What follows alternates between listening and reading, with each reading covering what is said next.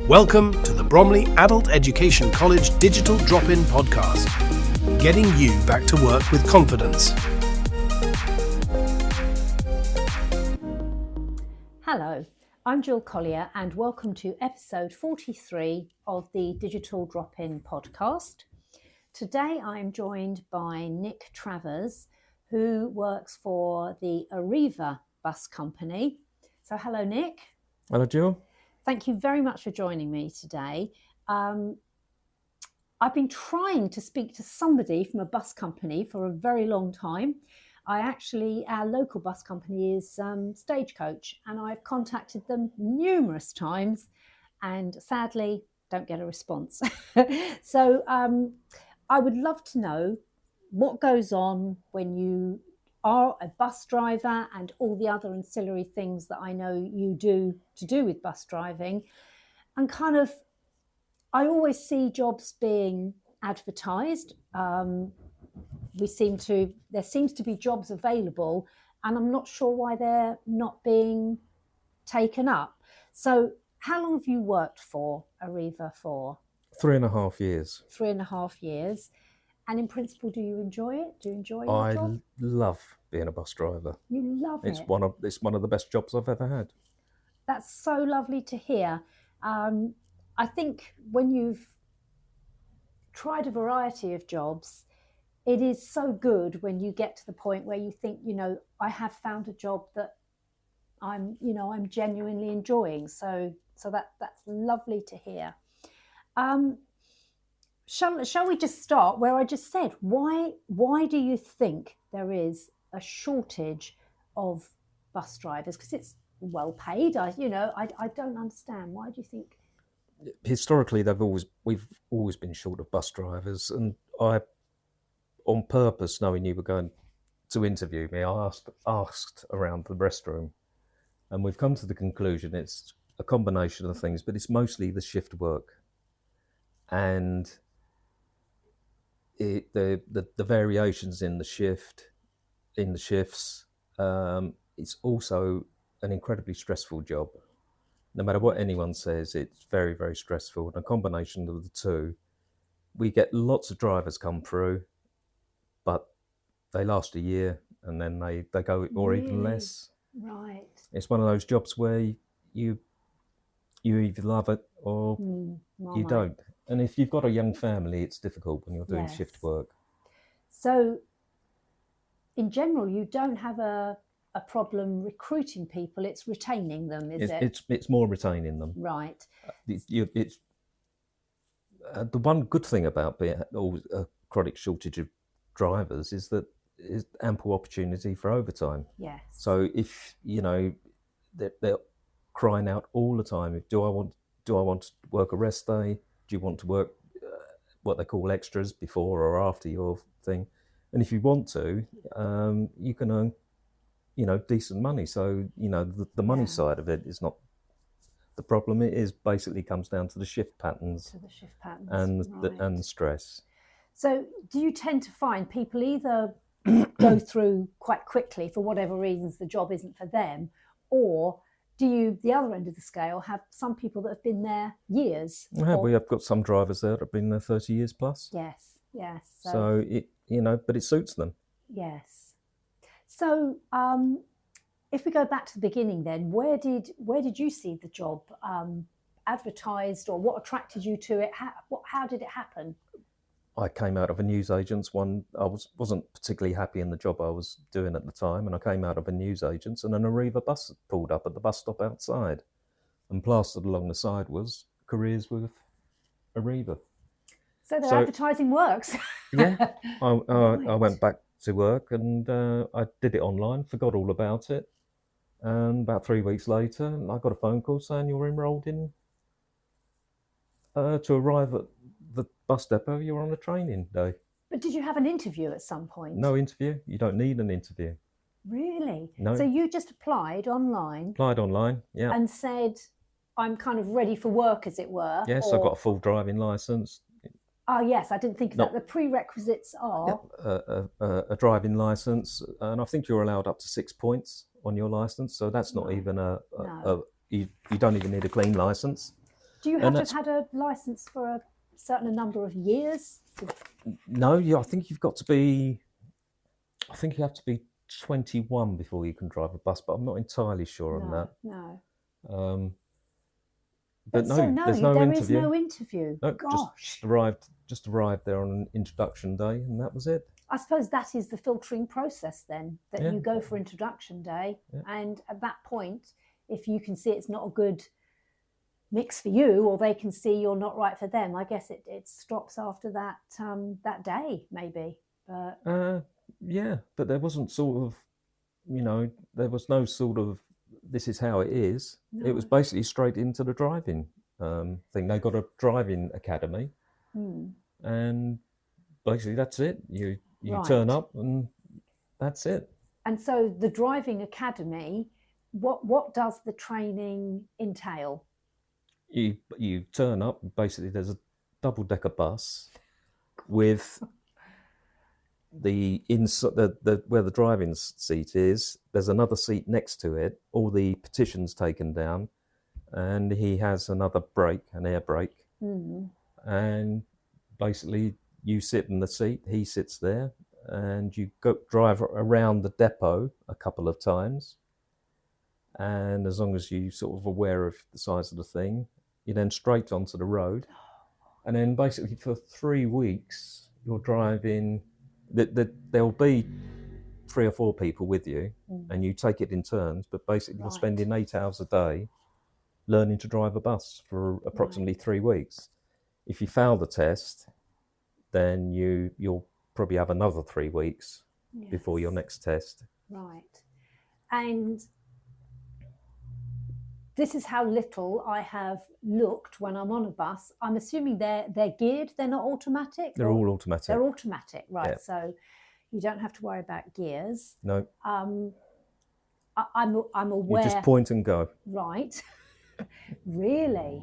So there is just I mean, I presume you don't use the reverse very often, but there is just a drive predominantly and a reverse if you need it. Drive neutral and reverse normally. Gosh. So on some of the older buses, you've got the old-fashioned 1, 2, 3 drive, but Yes. mostly there's just got 3 buttons. Right. And are Arriva moving to electric buses, or are they still very much diesel, petrol, whatever it is? Ours are still all diesel. They are trying to move over to electric, but that's mostly in London. Yes, I'm aware. Because they come under Transport for London. Yes. Because, I mean, I think a new electric bus is nearly £500,000. Gosh. It's 400 and something thousand. Wow. Yeah. So so we don't have any. No. I was only just thinking that But would that involve another training course? I don't know. No, I don't think so. No. A bus is a bus, whatever it's powered by. Yes. So you do a 3-week training course of Intensive training intensive. course. Yeah. And what happens at the end of that? You then take your test. Pass. Right.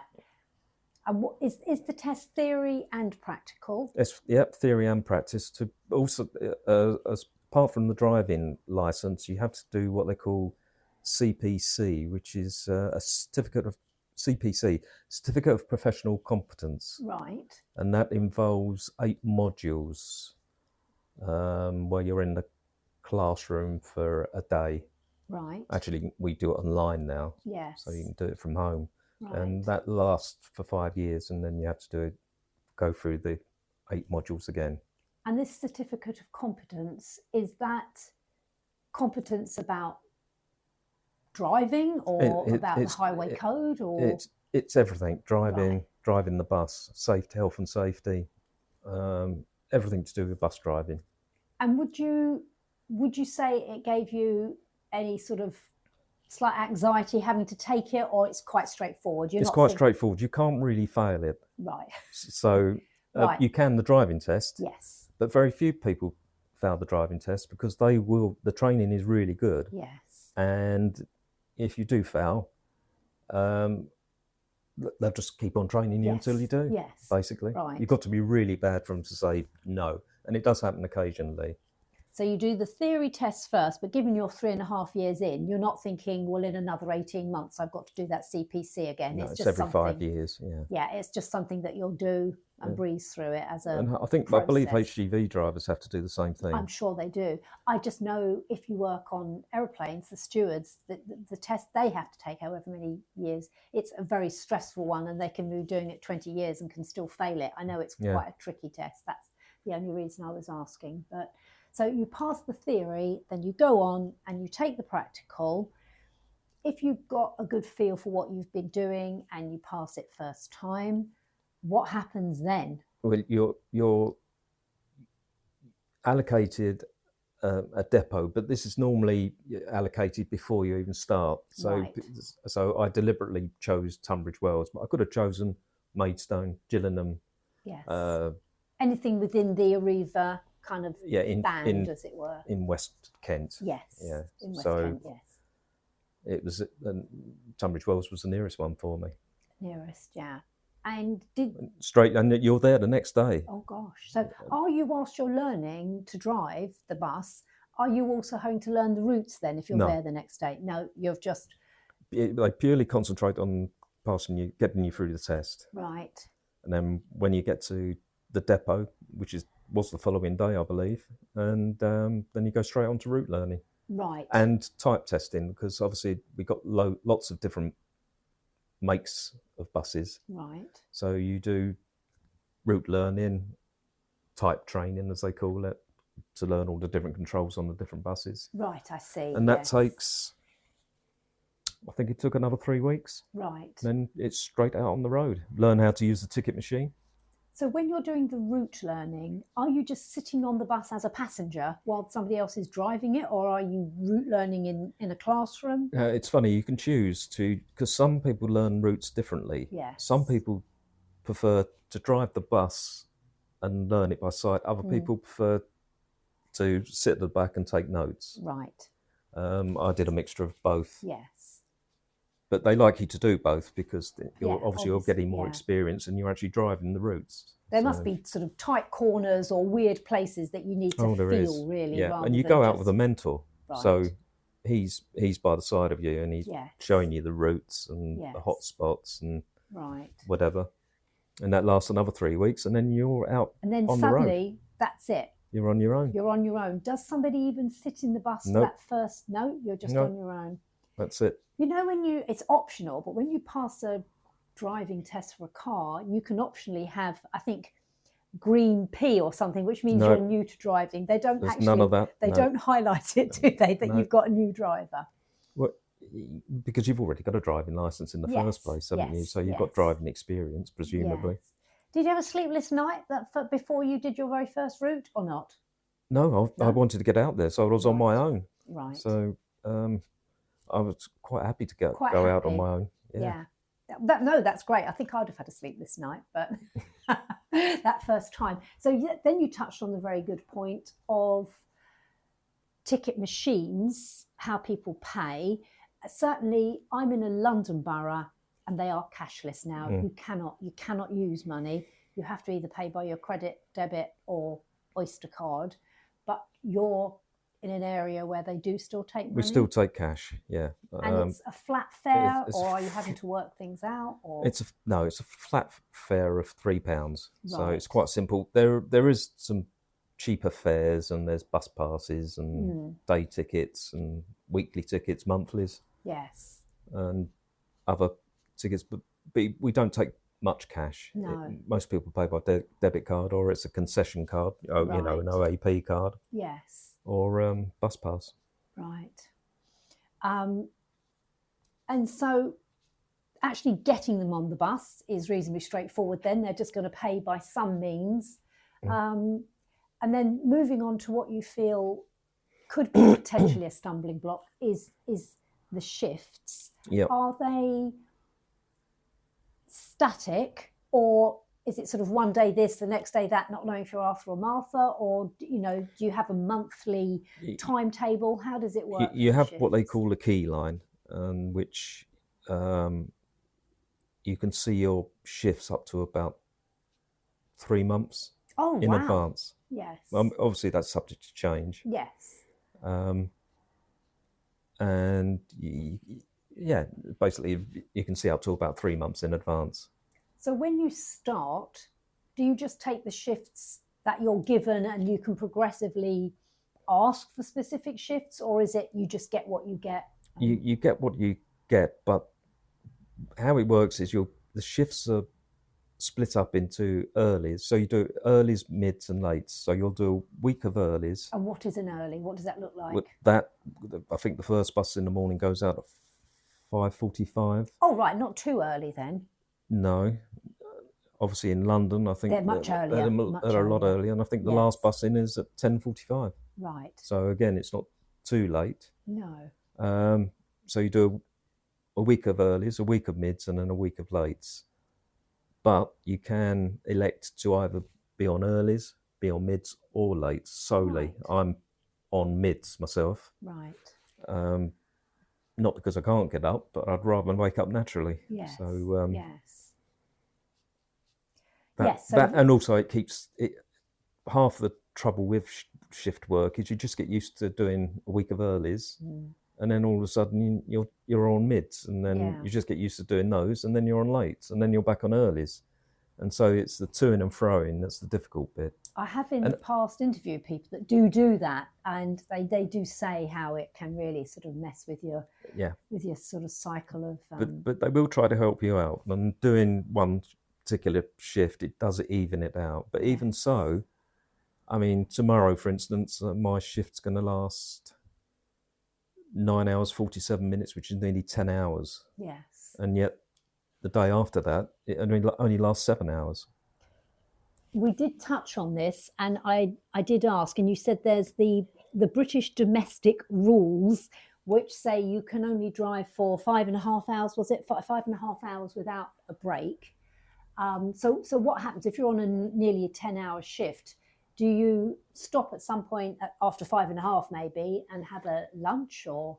Yeah, but it all varies. But you can drive up to the Arriva take you up to 5 hours 15 at times. Yes. So the first part of your shift might be 3.5 hours of driving, and then you'll have an hour's break, sometimes an hour and a half, just depending on how the shifts work. And then maybe in the afternoon, you will do 5.25 hours without a break. Right. There are break points, although they're not technically breaks, at the end of the terminuses. You might have 4 minutes here, 7 minutes there. But if you're running late, you're behind schedule, then it's straight to the terminal, change the blind, straight out. Really? If you're desperate for the toilet, that's another thing. The facilities, obviously, if you are busting to go to the toilet, you've got to nip into the local supermarket or coffee shop. Really? There isn't a No, facility? There's no toilet facilities anywhere on the routes. No, I was thinking at the terminus though, is there? No. And you sometimes you've got to resort to running in the bushes. So yes. So that's another thing people don't like, especially it's more difficult for a woman, I think. Yes, indeed. I was already thinking what I would do. So that does actually bring us on to the I guess the who does apply is, you've obviously got, is it a mix of men and women, or is it a predominantly man's world? Is there? At our depot, it's predominantly male, but I would say we have a third are women. Yes. But anyone can drive a bus. There's no bar to drive in a bus. No. But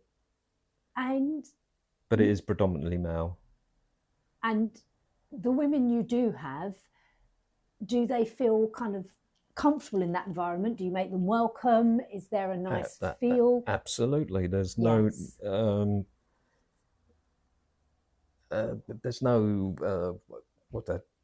discrimination. No. So if you're a driver, you're a driver, irrespective of whether you're male, female, or transgendered. So that's so good to hear. Yes, I was just thinking that maybe, would a woman feel intimidated walking into absolutely not.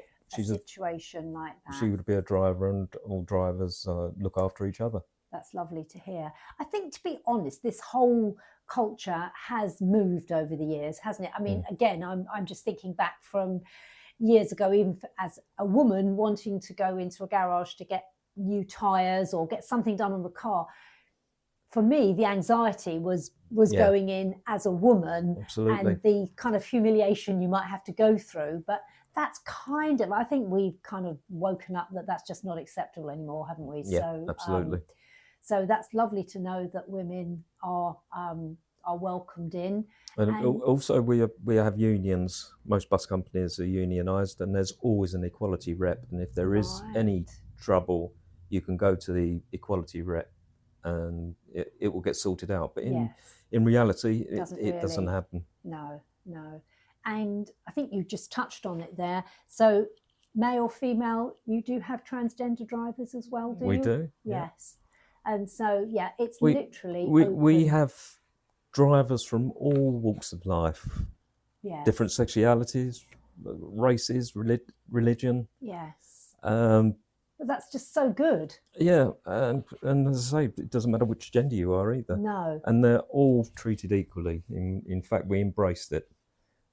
And it's actually lovely the way that has happened, quite kind of sort of slowly, that into these places, you know, what could have been a very male-dominated thing. I mean, suddenly On the Buses just came into my head, a programme from the 60s. Yeah. When you think where we've moved from there to where we are now, how different things are. Well, I went into it as a white male with probably very right-wing views, and it was a real eye-opener when I came to Tunbridge Wells Depot, and I fully embrace it now. I love it. I love hearing their lifestyles, where they came from.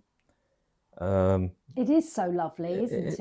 It makes it's part of why I love bus driving, because it makes life much more interesting. Yes, absolutely. And I think that's so good for our listeners to hear, because not everybody English is their first language. And to know that you would be welcomed into somewhere like that, you know, because you've got to learn the route. The language you speak, so long as you can be understood, is you know, it's all going to kind of build along the way, isn't it? So it's lovely to know that these places are kind of all embracing, and you know, and how good that is.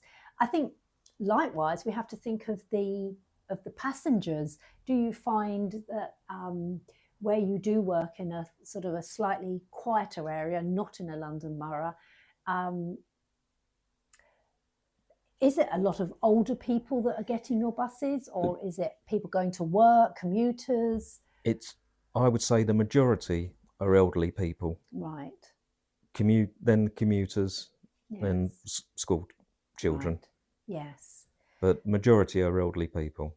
If you take the mid-shift that you prefer, when the choice is there, what is the earliest you start? Is it after commuters or not? Yes, I would catch the second half of the commuters in the evening. Right. So I start anywhere between 10:30 and 3 o'clock to 2:30 in the afternoon. Right. Okay. And I work from. I get home any time between 8 o'clock and 10. Right. So if you take the early shift, I guess you are going to have very busy buses at the beginning, but then it just kind of levels out, doesn't it? Me being on mids, it's quiet during the day, and then obviously I get the evening commute. And that's the unknown quantity, isn't it? Yeah. And I think you've already touched on it, saying that if you're running late, that's your problem, really. You've just got to get that bus turned around. Yep. But how do you cope with, you know, when there is roadworks? You know, I know myself, if there's roadworks on my route, I can be sitting on that bus half an hour. Yep.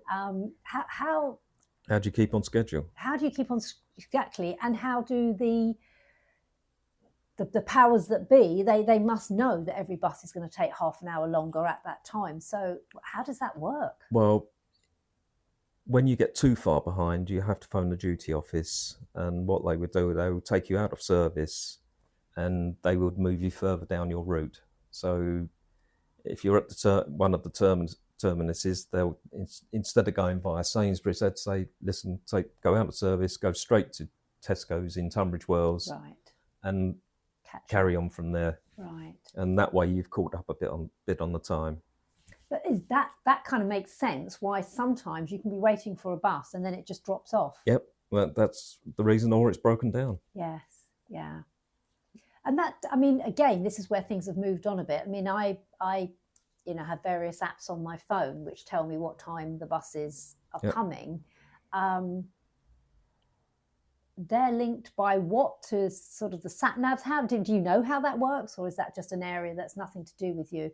Yeah, it's all done via the ticket machine. Right. London are more automated than we are, Right. but ours is done via the ticket machine and obviously GPS. Yes. So in the duty office, they can follow you and track you.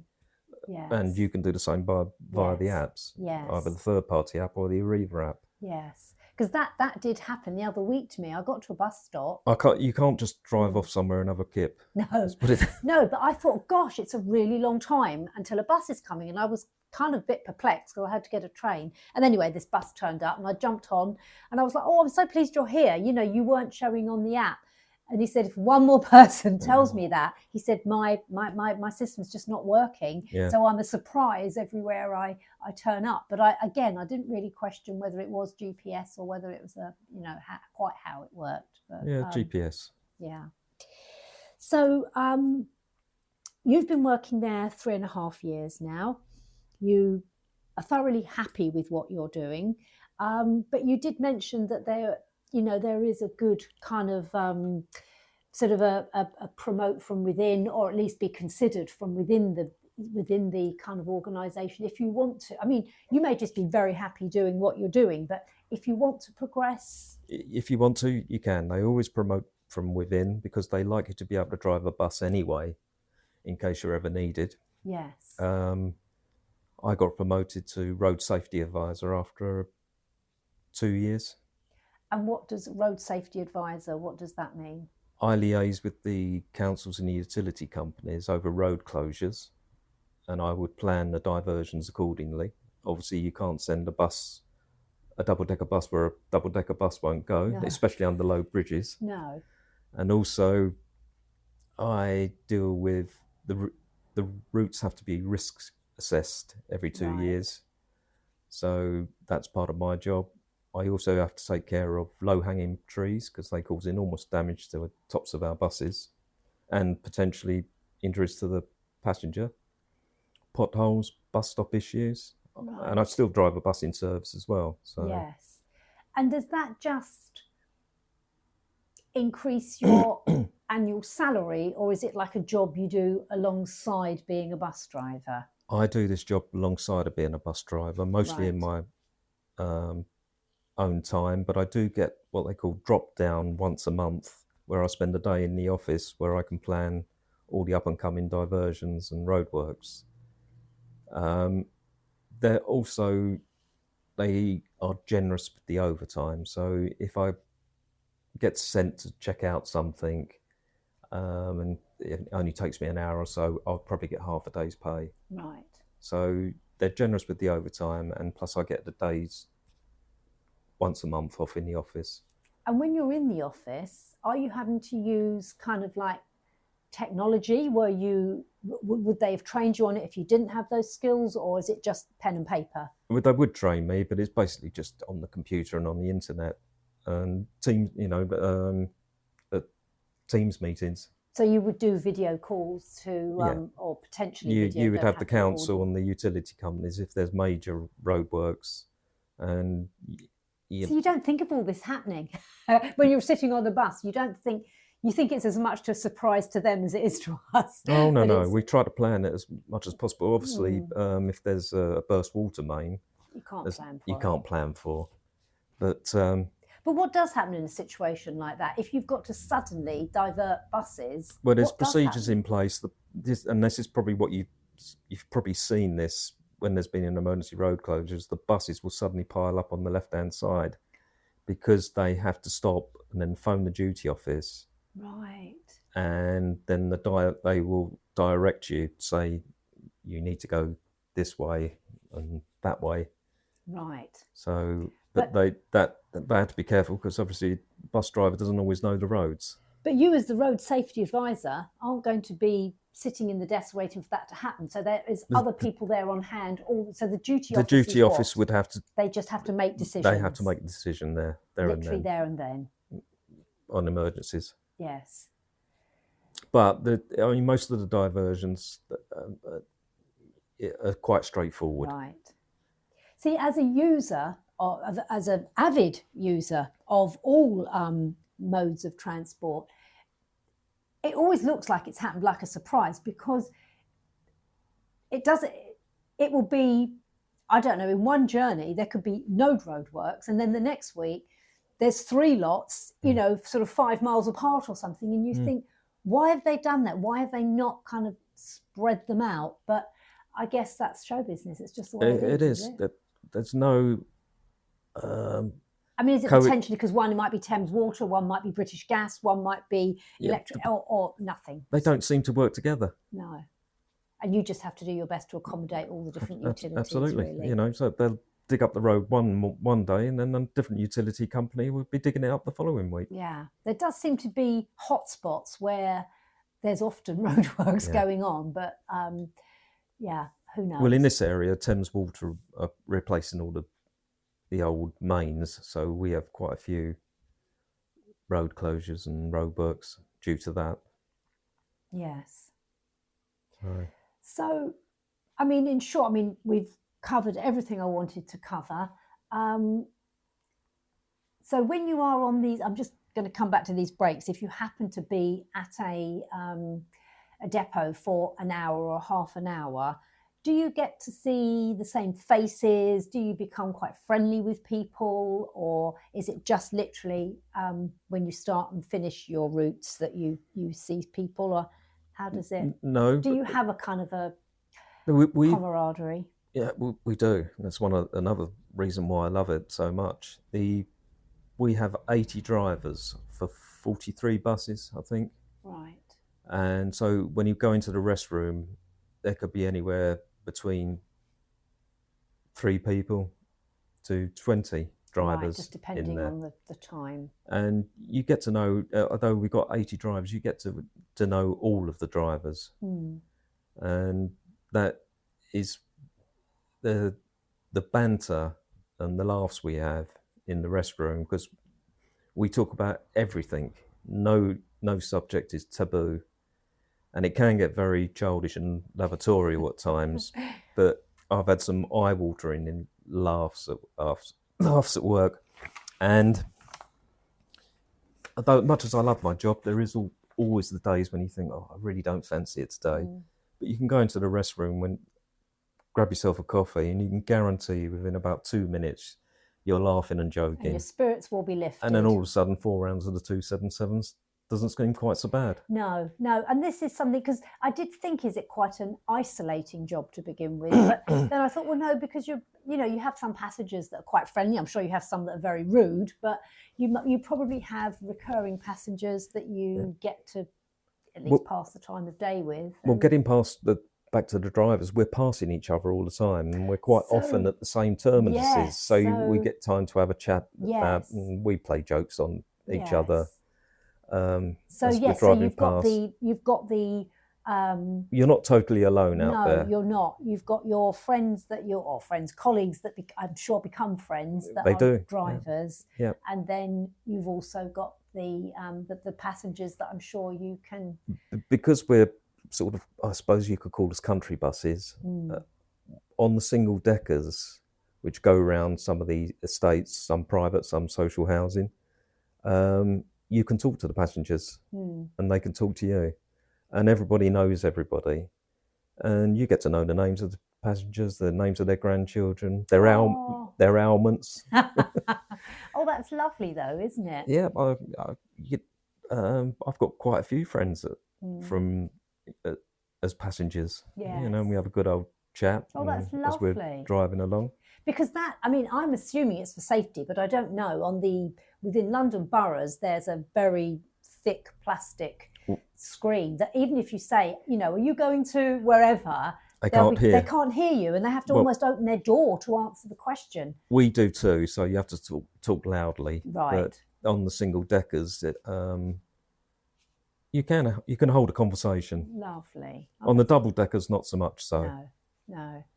But no, well, that's nice though, isn't it? So you do have a kind of a familiarity both with your colleagues and with your passengers. Jump off and help them on with their, or most of us do, help them with their bags, and we have a lot of disabled people as well with Zimmer frames and young mums with buggies. Yes, yeah. Help them on as well. So yeah, no, it's one of the things I enjoy about it. Right. You know, if you've got a happy bus, as I call it, when they're all laughing and joking and chatting away, and the elderly, they can be quite fascinating, and they're very un-PC. They obviously. Yes. Well, we're still clear from that, but no, I think. Well, I will obviously go onto your website, and I will find to put in the show notes. I will find the appropriate links for Arriva, but I will also put Stagecoach. I will put any of this sort of area in, so that should people feel like applying, they know, and I'm sure they will from this, that they know it's not a kind of a anxiety-driven sort of process to actually get to see whether it's for you or not. Whether there's because interviews can be kind scary, and there's no interview. It's something that can put people off. So to know that you can just kind of go and be considered if you have a driver's license, and I will check the age. I'm sure you have to be 21, but I'll check the age and the fact that you have to have a driver's license. So and I think you can have up to 6 points on your license. Yeah. So no, that's really, really interesting, Nick. So I thank you for your time, and I thank you for your enthusiasm for your job, and let's see what happens. Okay. Okay. Thank you very much. Thank you.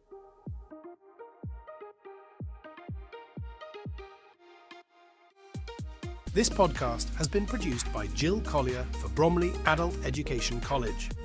For help with all your job searching needs, do visit one of our digital drop-in venues. Our free sessions are advertised on our website at www.baec.ac.uk or telephone 0208 659 7976.